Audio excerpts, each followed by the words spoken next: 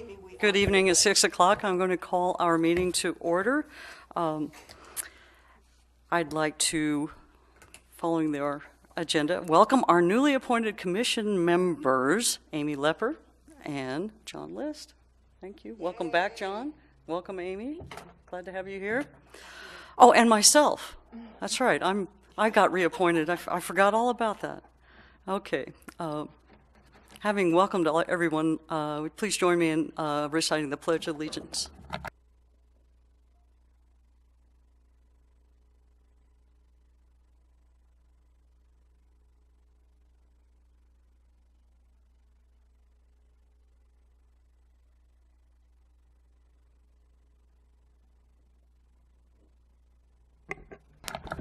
Mr. Painter, will you please call the roll? Vice Chair Keeney. Present. Member Lepper. Present. Member List. Here. Member Raines. I would entertain a motion to adopt the consent calendar with our agenda and the meeting minutes from our March 5th, 2019 meeting. I'll motion to pass. And a second. I think Mr. Raines has a comment. Is this where you had a comment on the? Well, I did have a comment, but now it seems superfluous, so I'll just bypass it. Oh, I move that we accept the agenda and the minutes as presented. wait, we already have a motion, Then so I'll second it. so you're going to second. You have no. Okay. Well, we can open it for discussion. Just because we have a motion and a second. Did you have a comment on the minutes? Well, I don't remember talking about the Hampton Inn Hotel project, but that doesn't mean we didn't talk about it. And I don't remember talking about the Clay Street Bridge replacement, but that doesn't mean we didn't talk about it. Well, my notes show that we did, and yeah. Okay, that's all. So no changes to the minutes? All right. So If I could just add one comment to help Barbara. Staff gave a brief update, status report on the Hampton Inn. It wasn't a discussed item. that's what my notes from the night that night showed. You just kind of updated us at the end of the meeting. So we have a motion and a second. All in favor? Aye? Aye. Opposed? Thank you. Oh, I see. What, you said we could have pulled the meeting minutes. Thank you. All right. This will move on to item number 3. Items of interest to the public, public comment, not on the agenda. Is there anyone in the audience who would like to speak to the Planning Commission about something that's not on the agenda tonight? No. Thank you. Let's move on to number 4, communications. Mr. Painter? Yeah, we have no communications for you this evening. Okay. Thank you. Moving on to item number 5, the public hearing. Before us is a zone change, 19-01, amendments to Title 10, Chapter 4, Section 12, accessory dwelling units of the City Code necessary to be consistent with state statutes adopted in 2017 under our city residential codes. I'll just go ahead and open this up or send this over to Mr. Painter for his staff report. Thank you. Tonight, yes, the commission is requested to conduct a public hearing and then consider and then make recommendations to City Council as to amendments to the city's accessory dwelling unit regulations, which are under Section 10.4.12 of City Code. These are brought forward for due to the changes in legislative changes to that state accessory dwelling unit law, and so these changes would bring our code into compliance. We're also asking that you find that such amendments are statutorily exempt from the California Environmental Quality Act. The city's last revision to the ADU or accessory dwelling unit regulations was back in October of 2017. And that was also done to bring the code into compliance with state law. Some of you may remember that action back in 2017. Since the last city revision to City Code, the city has issued 4 building permits for ADUs. These do help address our housing inventory and strategy of our housing element. Also in 2017, the then Governor Jerry Brown assigned additional ADU legislation into law that attempts to clarify state ADU law through what was called Senate Bill 229 and Assembly Bill 494. These updates went into effect on January 1st of 2018 and require minor amendments to our city code as summarized in staff's report. Specifically, these changes would allow for the creation of an ADU at the time a single-family dwelling is proposed. Current city regulation requires the existence of a single-family dwelling or the primary dwelling on the parcel zoned before an ADU may be developed. The changes would also clarify maximum floor space provisions for an attached ADU. Current city regulation is somewhat confusing, specifying an exemption that the increased floor area shall not be less than 600 square feet or more than 1,200 square feet. The amendment would copy state law language, including the term floor space, replacing the term floor area. It would also, under the new legislation, clarify that a city may not impose parking for an ADU if it is part of a proposed or existing primary residence. The amendment would add this parking exception. It would also broaden the definition of what is called tandem parking, as two or more automobiles are parked on a driveway or in any other location on a lot lined up behind one another is how the state statute is framed. This amendment would not cause substantive changes to city code, but would merely provide clarity. State law allows cities and counties the ability to require the property owner to live on the property, or that the property be used for rentals of terms longer than 30 days. The city's current ADU regulations do not stipulate restrictions on short-term rentals of an ADU of less than 30 days, but does require an owner-occupant for the site. The city does not care which unit they live in. The owner just must reside in one of the two units. The proposed amendment would restrict tenancy within an ADU for a rental term of 30 days or more to ensure housing is created and not lodging. Currently, no additional setbacks may be required if an applicant converts a garage or accessory structure into an ADU. Under the new legislation, the state law makes clear that a city may not impose additional setbacks if even a portion of an existing garage is converted to an accessory structure. Staff has determined that the adoption of the proposed ordinance amendments are statutorily exempt in that they involve the creation of an ordinance for secondary units, or what they now call ADU, or accessory dwelling units. And those are under the Public Resource Code, section 101080.17, and also under the purview of CEQA guidelines, section 15282, subsection H. Public notice was provided in accordance with standard practice for this item tonight. As of the publication date of this report, and as of this moment, we have received no correspondence for this item. Staff recommends that the commission make the finding that this request tonight is statutorily exempt, as I mentioned earlier, regarding the California Environmental Quality Act and the Public Resources Code. And tonight you're asked to make a recommendation that the City Council approve Zone Change 19-01 as described in Attachment 1 of staff's report, or as modified tonight by the commission. That concludes my staff report, Vice Chair Keeney. Thank you very much, Mr. Painter. I have a couple of clarifications I'd like to take care of. One is under Section D 6A of your Attachment 1.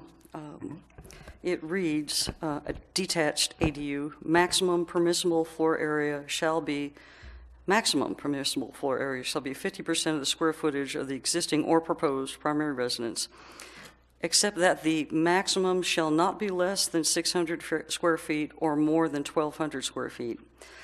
I had wondered if that word, except that the maximum shall not be less than 600 square feet, should that read minimum?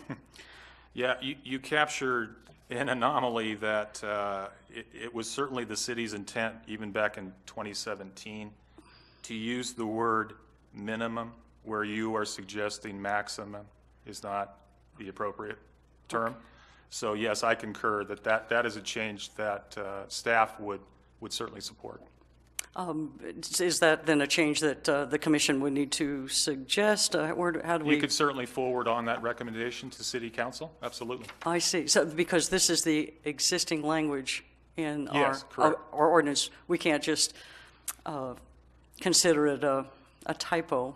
I can see where they were trying to be consistent. We're talking, the subject is maximum, so they carry that Yeah. through the description, but I think it would be clearer to project proponent if, so that would be Staff concurs. one suggestion I Yeah. think I would like to make for the rest of the commissioners to consider.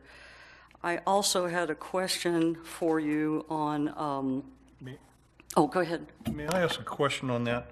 Sure. If I understand this correctly, if I was to build a 1,100 square foot house, and the second unit would still have to be over 600 square feet, is that correct? Correct. Okay. Oh, good point. So that. Right, I think it's, so it is a base, a floor, if you will, a Yeah. minimum, okay. I also, does anyone else have a comment about that before I move on to my next clarification? It's still section D11F. The proposed addition reads, the ADU is part of the proposed or existing primary residence. This comes under the topic of parking exceptions. And the way I read it is that this then gives a project proponent the possibility of saying, I'm exempt from providing off-street parking, because I'm not sure if the ADU is part of the proposed or existing primary residence, if that means attached or part of a proposal to build a 2,000 square foot house and then a 600 square foot ADU. Could you please clarify that for us? Sure. Staff believes that the intent here, and this is language, I believe it's directly out of the legislation, that part of means attached to or within the primary or proposed existing primary residence. So it could be either attached to or encompassed entirely within. For instance, you might have a existing home that maybe has a lower level, and that lower level, and the owner wants to set aside that particular level for a secondary unit. It would be within the framework or floor area of the existing home. And attached, our code defines attached ADUs as either within the confines, as I just described, or physically attached to it. If you were adding a room to the exterior wall of an existing primary residence. Does that help, or am I confusing you even more? It certainly does, and I appreciate you explaining that. So, but as I read the language that was sent from the state, I guess it's in both the Senate bill and the Assembly bills. This is language that they require. I just was trying to understand their intent, so that in those instances that you just gave us, the project proponent could claim They could. an exception. You have to remember that these regulations apply to all jurisdictions throughout the state, Right. including counties. So, yeah, and I was thinking of a more densely populated area. Absolutely. As opposed to, in Placerville, I think, well, you need a parking spot, but. Right. You think of towns, suburbs of San Francisco that have no room to grow except vertically. or a detached building behind an old home built in 1920, So Okay, thank you I very think much. they're trying to, the goal of the purpose of the state law is to facilitate additional housing units. That's really the goal. And they want to remove as many constraints to the development of that, and parking could be in a very constrained city with little space to grow. So, And this promotes providing possibly affordable housing Correct. options, and so, okay. Correct. And my last, does anyone else have a comment about that topic? Go for it. You're doing good. My last clarification from staff, it regards Section F, application and processing requirements. Section 1B, floor plan. It reads, floor plan drawn to scale that shows dimensions of each room and the resulting floor area. And I read the language from the state. We are not to use floor area. We are to call that floor space. So I just want to make sure that I'm on the right track, that perhaps we should also then recommend that you edit our code to be in line with what the state is right, using, the language they're using now. right. Okay. Yeah, Okay, staff would support that. Mhm. thank you. So those are the three questions I had for staff. Do any of the other commissioners have questions? Just, if I understand this right, you would still be under the same building codes and all of that. So as an example, if you did a second unit within the unit, the first unit would have to be brought up to the current standards for fire suppression? Would that be correct? Yeah, all construction in the city must be constructed under the California Building Code.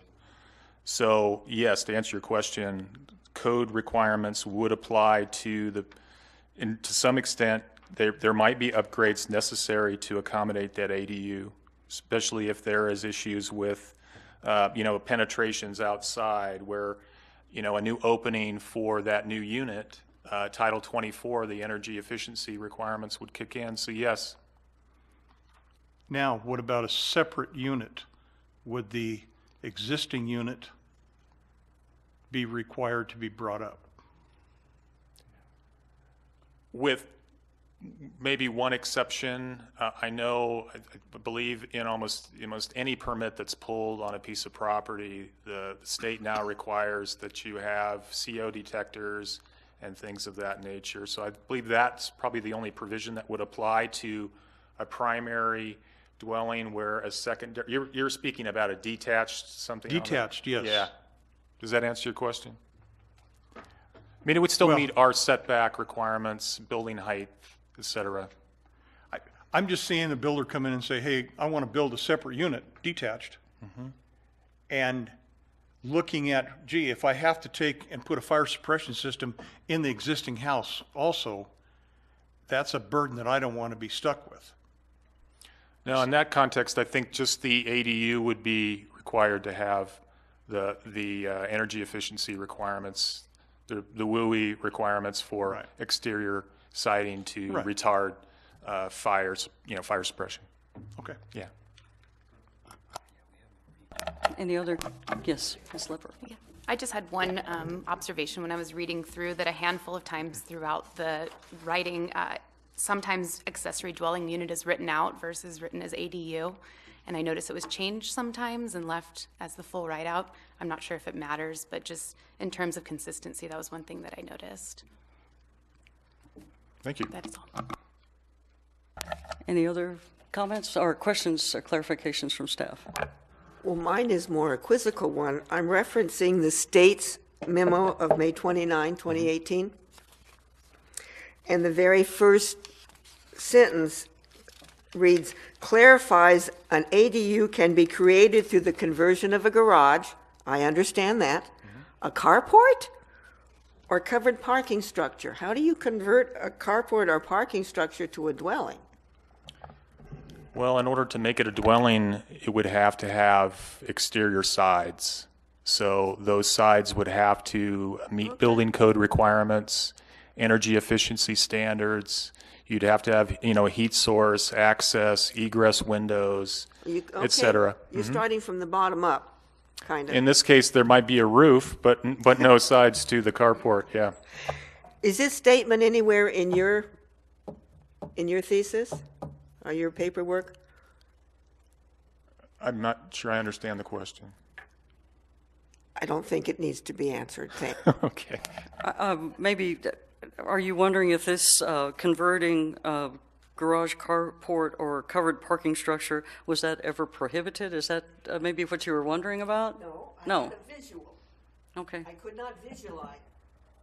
I could not visualize converting a carport or a covered parking space to a dwelling. I just wonder To if me, other... it's like the same thing, knock the darn thing down and start from scratch. As Member Raines mentioned, the statute talks about accessory structures. So yes, an accessory structure means a lot of things to different people. And a carport would certainly meet the definition of an accessory structure, as would a garage, as would to some extent, a shop building, well, I think you get the idea. Thank you. Sure. Any other clarifications of staff?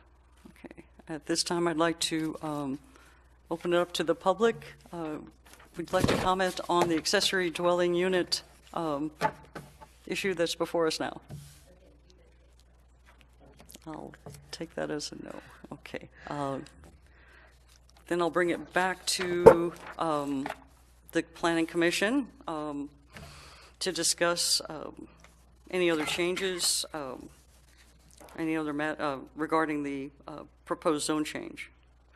I had mentioned three things. I'd like to start off the conversation with that. How do the other commissioners feel about the minor changes and edits that we talked about earlier? I concur. Okay. Seem appropriate? Okay. So we have a change, a suggested change under 6A, 11F, and let's see, that says B, F1B. Any other discussion, any other comments from the Planning Commission? Okay. Then at this time, I'd entertain a motion to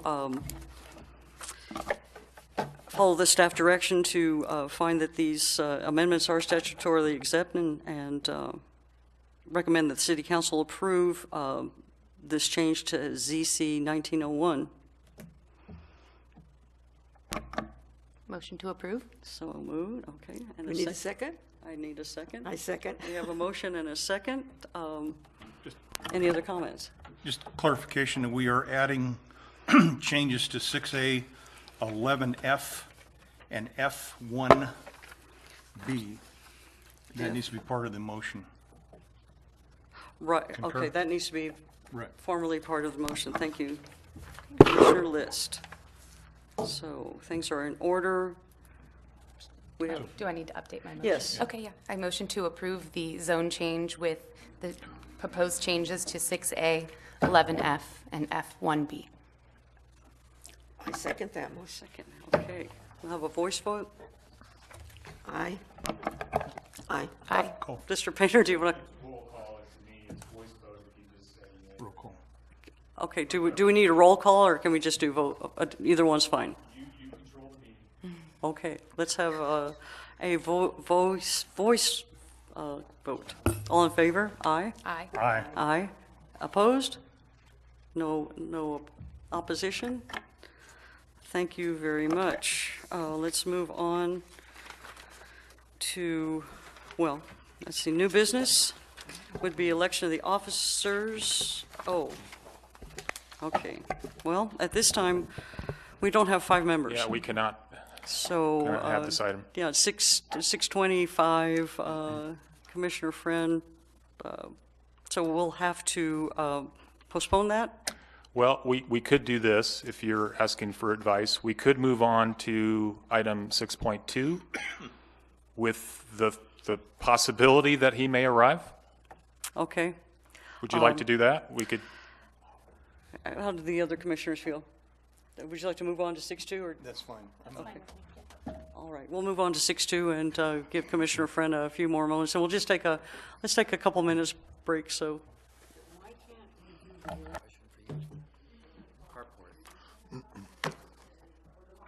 Person takes the carport out. It's a furry shed carport. Does that count under this section of the code? if it's permitted. What's that?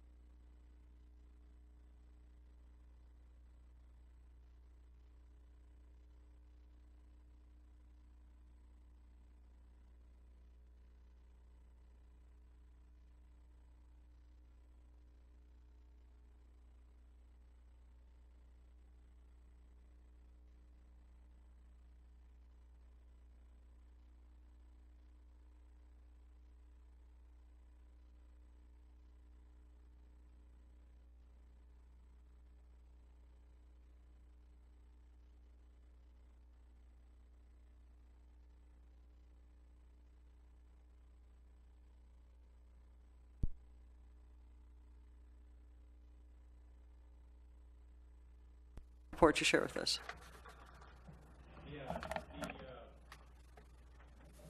This item stems from some activities that this commission did a few years back. So tonight's discussion is a request by staff to the Planning Commission for direction.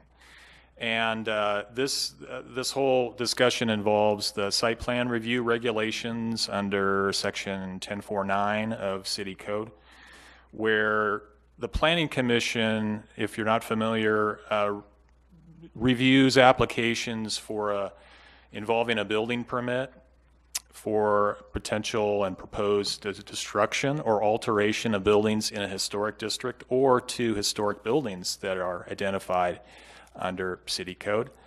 This process is called Historic District Review.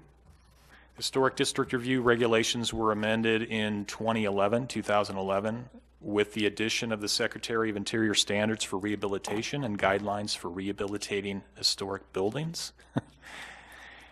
This is now the design criteria that's used when the Planning Commissions or City Council and staff, as well as the public, when such a historic district review is proposed and presented to the city. Since the city's amended regulations, these design criteria using the Secretary of Interior standards, I did bring a copy of those. I don't know if your version that we made for you is in a bound volume, but it's I think it's 55 pages. There's illustrations of do's and don'ts. And that information is linked to our website, which we mentioned to people who are about to go through this process. Since the city's adopted those design criteria, the commission has routinely found in support of its approvals of historic district reviews that certain activities such as windows and siding replacement with like operational style and visual appearance, the commission has found those to be consistent with the Secretary of Interior standards.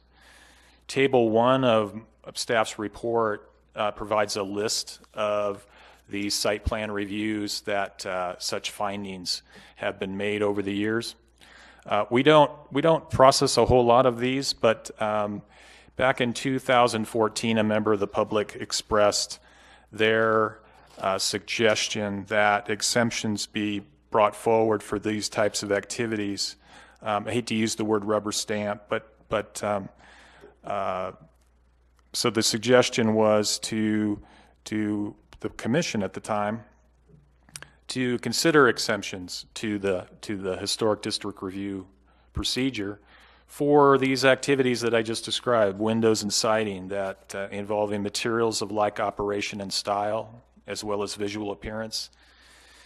So back in 2014, the commission held a discussion and a workshop where potential alteration activities to historic buildings and buildings within historic districts, we were looking at exemptions to bring forward to sections 1049C and 1049H of City Code.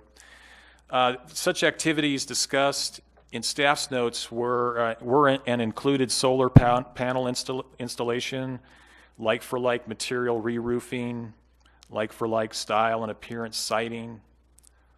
What I mean by that is horizontal to horizontal, shiplap to shiplap, stucco to stucco, etc.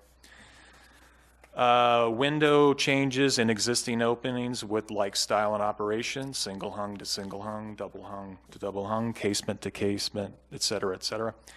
However, after those particular meetings or one meeting and a workshop, no direction to staff was forwarded after that workshop. I want to be clear that even if exemptions did make their way into code, it wouldn't alleviate a property owner from meeting the building code and getting a building permit for those activities. If their activities met the exemption, they wouldn't have to come before you. We would make that scrutiny at the planning division counter. So tonight, again, is an open discussion. We want to take any public testimony that might occur tonight, and staff would request that you provide direction back to us. If you want us to move forward, we will bring back in a very near future a resolution of intention, which is one of the mechanisms to change city code.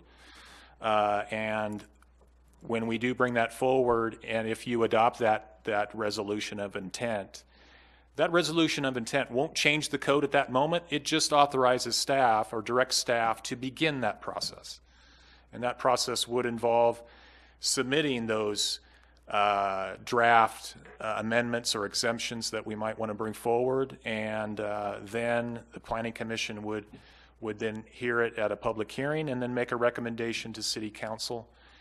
It's City Council that would ultimately make the changes to the city code. So that would also be a public hearing, so there would be numerous opportunities for public participation and comment. So I'll stop talking and let you open up the discussion. Thank you very much, Mr. Painter. You answered all of my questions about gathering additional public input as this process could roll forward. Do any other commissioners have questions or clarifications of staff?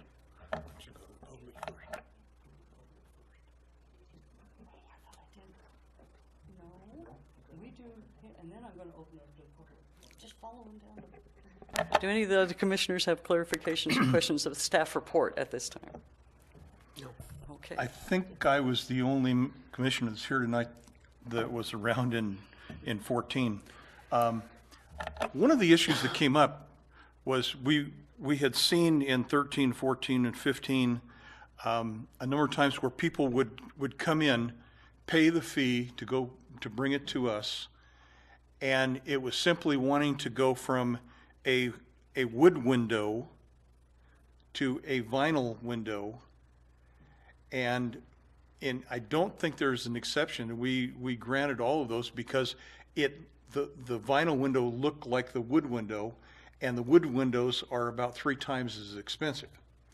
That was one of the issues that I remember out of that, and my thought at the time was, you want to have something that mechanically is the same. Okay, the type of material, and I'm sure if we had somebody from the historical district here, and they were a purist, they would say wood window for wood window. Okay, so that was one of the issues, and then the idea on siding. You walk around this town and in the historical districts and look at some of the sidings, and it would be very difficult to duplicate that exactly if you had to. So we thought some of these issues should be handled at their level, not brought to us. That's where this all came from. And that, I just have one, we're getting to public input, just, do you need to go? I'm not really the public, I'm a map giver, had a query, but I just tell them to start the process. The way it's working. Could you repeat that? I couldn't hear what you said. Start the process of having it be in their hands and not having to bother the planning commission with whether it's with or complete stuff. Would you mind stepping up to the microphone? I'm sorry, I just, I cannot become part of my own story, but thank you for the offer. I'm here to cover the meeting and not to be part of the meeting. It's a fine line, but I've got to leave. Thank you. Ride home, it's raining.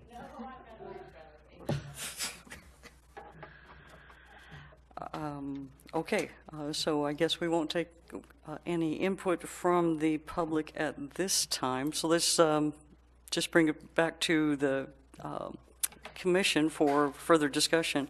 So just kind of taking off from what Commissioner List was saying,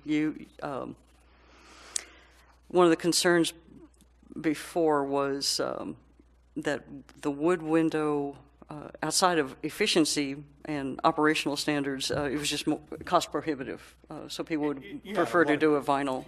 If you had 8 wood windows, it gets pretty expensive in a hurry. Okay, I'm sorry. go ahead. Let's see. Going through, go ahead. Well, I was going to make a motion that we have the staff present a resolution at the next meeting to proceed and go forward this. I don't think that we want to micromanage the staff on every single thing.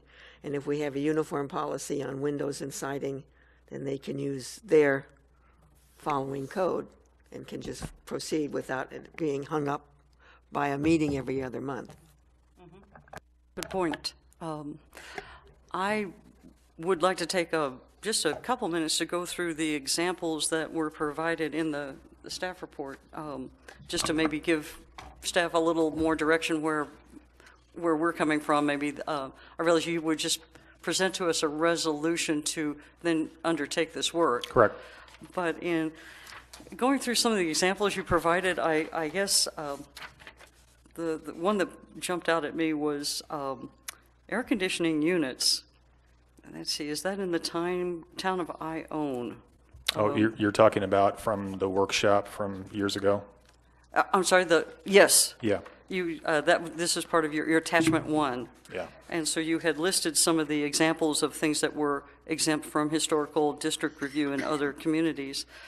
For my perspective, that's not something that I would be comfortable having just exempt from It was site meant plan to. review. It was meant to provide examples of what other jurisdictions are doing. Okay. If I may, I think that on an item like that, if it's not facing public access, back of a house, the side of the house is completely blocked off, I think you give the owner some leeway. If it faces the street, faces public access, sometimes on a corner, then that would be an exemption, or not given an exemption, excuse me. I agree with that too. Anyone else have concerns about, maybe just quickly go through the list of things that you're generally in favor of, or? Well, I was under the impression, and I could be wrong, that this was only in relationship to windows and siding. And they only gave examples of what other cities had done on different things. So my motion that the staff be able to proceed so that we don't get inundated with 10 people wanting to change their windows, that it only has to do with windows and siding. can I interject? Please. I provided the staff report, or memo, I guess is what we called it, back in 2014. Again, I believe the membership wanted staff to reach out to other jurisdictions to see their flavors of what they do and do not exempt. In no way was it intended to be staff's recommendation at this time. So I want to make sure that's clear. Yeah, staff is not entertaining the evaporator cooler out of the side of a window. That's not what, so. Okay. Okay, I'll stop. And we'll certainly have other opportunities to comment on what you do propose for exemptions. Sure. Okay, that's, What, yeah, what, I'm I, very- what the staff report for tonight's was just to characterize the type of discussion that we had. I think, as I mentioned in the staff report, staff will likely not bring forward an exemption where someone wants to install a new window opening or modify an existing window opening, because that would change the character of the exterior of the house. So in the instances that member list, and I remember from those years gone by, I think in most cases they were in existing openings, and yes, they literally just wanted to change the material, but have the same functionality and appearance, single hung to single hung, double hung to double hung. I think there was a casement replacement with a casement. So really that was kind of the characterization of tonight's staff report, was just to give you an overview of what we talked about years ago as my notes reflect. okay, thank you for clarifying that. Any other comments from the commissioners?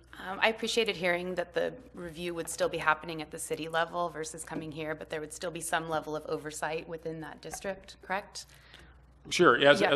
I mentioned, even if they wanted to do a window that's exempt or a siding that's exempt from your review, as I mentioned in the staff report and my oral testimony, it would not alleviate them from getting a building permit for. So we would have the building code obviously to compare and review those improvements as well. And then my other question was, I know this is just an example, but in Ione, they exempt residential buildings, but not mixed use. Would that be the case here, or would we be doing both, exempting both from review? We currently only have residential historic districts at this Okay. time. Okay. I have a question. Have all of these buildings that you listed on the first page, has that work all been finished I believe so, yes. on these? Okay. Well, then I'd like to share with the commission that I drove by every one of these houses and took a look, and they look historically spiffy. Well, at this time, then I would entertain a motion to Technically, move forward. we have a motion on the table. I tell We you. do? And we got a second, so now what do? We finished our discussion. Let me look through my bylaws. For the Okay. record, I don't know who seconded the Did we not get a second? Okay, so we have a motion motion by member Raines. by member, okay. Would you repeat your motion, please? I make a motion that the staff on a future agenda bring a resolution of intention to initiate these amendments with the city code. I second. Thank you. Can we have a voice vote? All in favor? Aye? Aye. Aye. Aye. Opposed? Okay. Thank you very much for guiding us through that. Now, we had tabled 6.1, election of officers. We're still a commission of 4, so we'll have to postpone that to another meeting. Number 7, matters from commissioners and staff. Anything to bring to our attention? Well, we will have an agenda for the 16th. So 2 weeks from now, those packets are not available because we want to include the minutes of tonight's meeting. So that will come forward due to the lack of complexity of tonight's actions. It shouldn't take me long to get the minutes done. So look for email from me regarding the availability to pick up that item or those items in that agenda packet, probably late tomorrow. I am aware that there is a member who might not be in attendance. If you want to publicly mention that, that would be helpful for the record. Okay, yeah, I will not be here on the 16th. Yes, Commissioner Raines. Can you give us a clue as to what this special meeting's about? It's not a special meeting, it's a regular meeting. It's the 16th? Yes. Regular meeting? Yep. Okay. First and third. Yeah, it's, Okay. The item there will be a public hearing. A variance request will be heard that evening. For those of you commissioners who may remember an item late last year, a variance request for deck expansion and new decks on a property. This particular request is a different location, but the characteristics are very similar. So that item will be heard. And I will bring back, most likely, the resolution of intent for your adoption.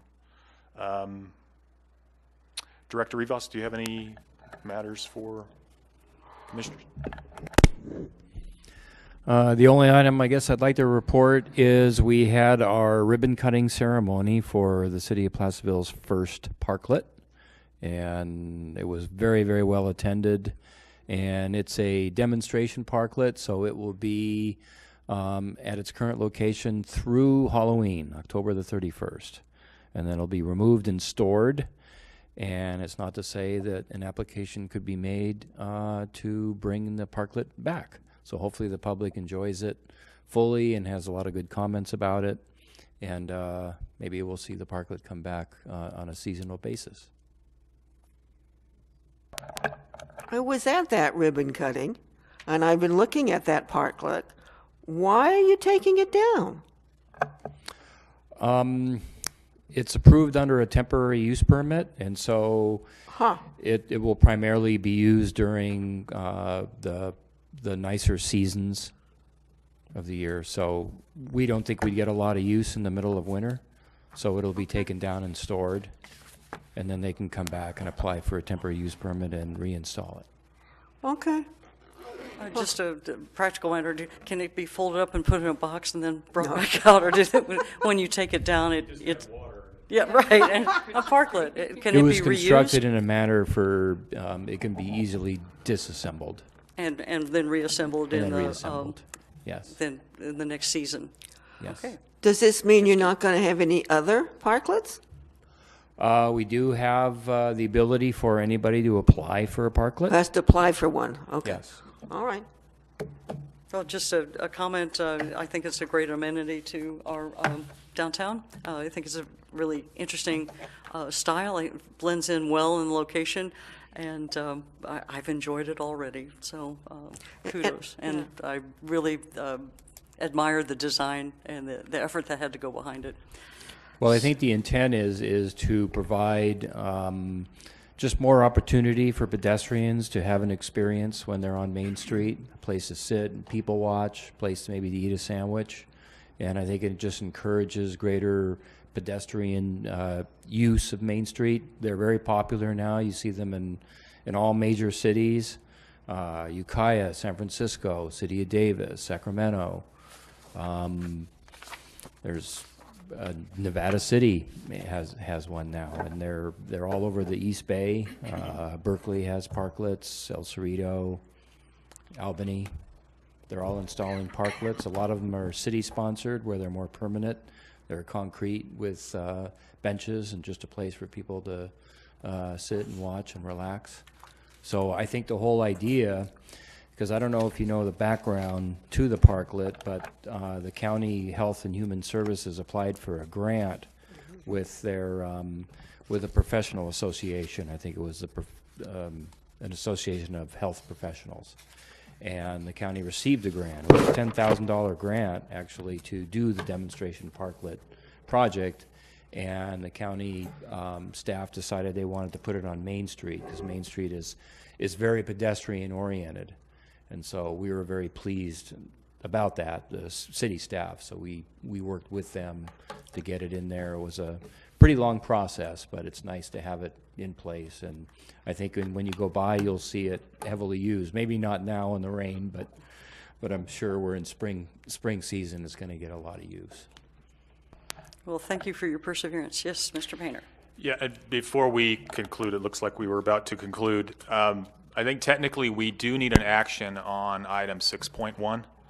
If we can get just a general consent to continue this item to such time where 5 members are present. Thank you. So we just need a motion for that, or just? If you can ask the group if they generally. Yes, Yeah, yeah. staff would request that you continue it to a date certain. Yeah. When So there's Well, that five can't be members. possible, Director Five members. Rivas, because we need to have 5 members here in order to under the bylaws. Probably be May. to take action So we'll, on continue vice it- chair and Yes, vice chair. correct. But they can certainly move to continue it to a date certain, the item. I think what I'm asking them to do is let staff determine, when we get an idea where we have 5 members present, to bring that forward on that date. Okay, and if we have business before us, if we have It won't something, be the- the first, Yeah. the first Tuesday in May, Yeah, or right. the third Tuesday, whenever Yeah. that we have other items on the agenda. So- Correct. We won't make you come here just for that. Just to elect a new chairperson. Any concerns, any objection from any of the commissioners? So we approve that. Is that sufficient? Yes. Unanimous? Unanimous consent to move that to a future meeting. Any other matters from commissioners or staff? Okay. Seeing none, I adjourn the meeting at, looks like 6:50. Thank you.